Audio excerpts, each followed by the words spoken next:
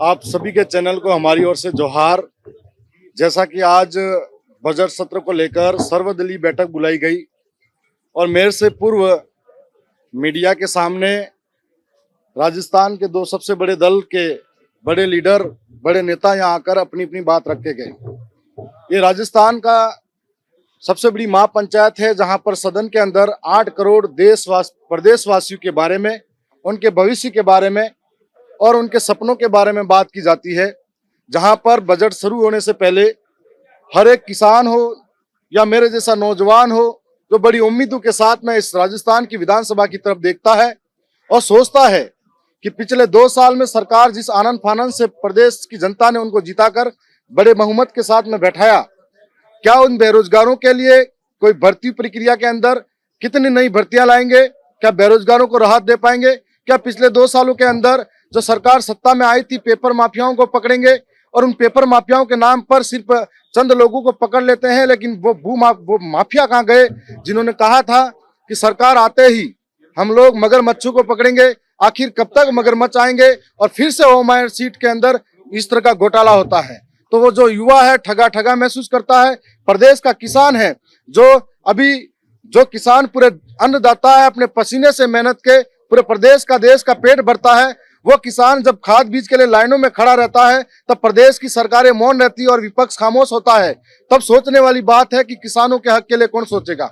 आज स्थिति ऐसी है कि कानून व्यवस्था के अंदर जहां आदिवासियों की बात आती है, अपने हक के लिए अगर सड़क पर बैठकर न्याय की बात करते हैं तो उनको जेलों में ठूसा जाता है, उनकी हड्डियां तक तोड़ी जाती है और अनगिनत मुकदमे दर्ज किए जाते हैं। और आज इन सरकार के आने के बाद में जो आदिवासी जंगल में रहता है और जंगल के बाद में बहुत सारे आदिवासी ऐसे जो वन विभाग के अंदर हैं, चारागाह जमीन के अंदर है, बिला नाम के अंदर है, जिनके पास 91 के पट्टे मौजूद हैं, लेकिन 2 साल के भीतर इस सरकार ने आज तक उनको कोई भी ऐसा पट्टा नहीं दिया। क्या सरकार इस बजट के अंदर ऐसी मंशा रखेगी जिसके माध्यम से उन गरीब आदिवासियों को अपना जमीन का मालिकाना हक मिलेगा?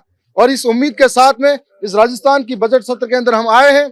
सत्ता पक्ष है जो पक्ष की बात गिनाता रहेगा, विपक्ष है जो कहता रहेगा, लेकिन हम राजस्थान का तीसरा सबसे बड़ा दल है जो निष्पक्ष है, दोनों को हरा कर आया है। इसका मतलब हम प्रदेश के युवाओं की बात करेंगे, हम प्रदेश के नौजवानों के साथ साथ में किसानों की बात करेंगे, हम आदिवासियों की बात करेंगे, जहां पर खनन के नाम पर लूट मचाई जा रही है जमीनों की, जहां बड़े बड़े अधिकारी और कई लोग इसमें लिप्त होकर आज लूट मचाई जा रही है, जहां पर राजस्थान के बाद में प्रदेश और माननीय सुप्रीम कोर्ट के माध्यम से अरावली जैसे विषय पर ऐसी डेफिनेशन दी जाती है जिसके अंदर आदिवासी अपनी परंपराओं के साथ में, संस्कृति के साथ में, पुरखों के साथ में सदियों से उस जमीन पर रहता आया है।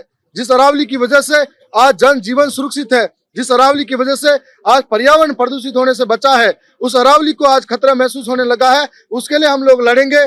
जैसे अरावली राजस्थान के अंदर खत्म होती है और हरियाणा के अंदर जाती है, तो हरियाणा के अंदर इस कानून का जो इफेक्ट है वो पड़ा था, तो हरियाणा के अंदर ये अरावली खत्म हो गई थी, तो उसका हश्र कैसा होगा आने वाले समय में?